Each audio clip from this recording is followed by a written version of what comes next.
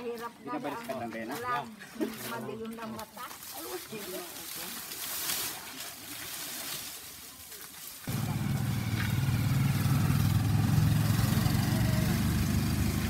Ako nga nito samantala tuloy kay bibit.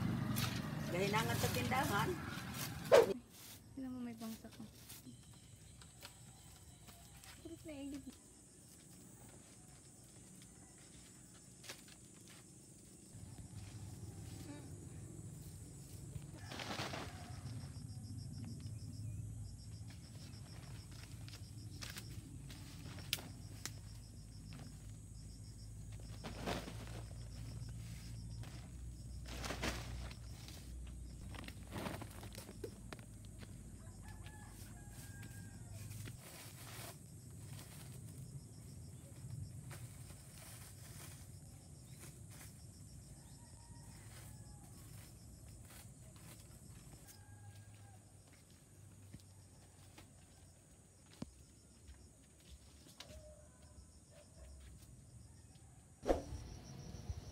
Ito na mga ka-farmers yung kulungan ko ngayon, at mayroon na po itong naisalang ako dito na 200 piraso na naibinta na po namin nung Lunes. Isang bagsakan po yon. So ngayon mga ka-farmers ay hindi pa talaga siya tapos, kasi itong side na to wala pa po siyang siding o kaya ay mga dingding, kaya hindi pa talaga masasabing mga ka-farmers na ang kulungan ito ay tapos na.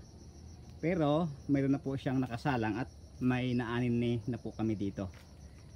Pero mga ka-farmers, ito po siya, kompleto na po siya ng bubong, lahat-lahat po yan. Umabot po yan ng 300 piraso ng mga pawod. Yung haba po mga ka-farmers ng kulungan na ito ay 24 feet ang haba. At yung lapad po niya mga ka-farmers ay 9 feet. Kaya ito'y nagkakarga ng 300 heads. Pero sa ngayon, kinakarga ko muna dito ay 200 heads. Kasi itong areang to, ay lalagyan ko muna siya ng mga feeds.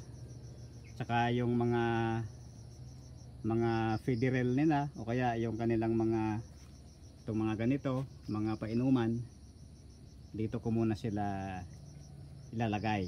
Tsaka medyo mataas din pati ngayon ang sisiw mga ka-farmers, kaya tama yung 200 heads lang muna ang ikakarga ko dito. Kasi ang sisiw dito mga ka-farmers ay umabot na ngayon ng 58 pesos, baka maglagpas pa siya ng 60.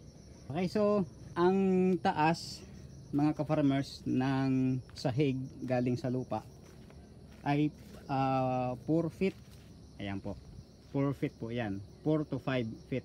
Tapos yung siding naman na yan papuntang bubong is 4 feet ang kanyang taas.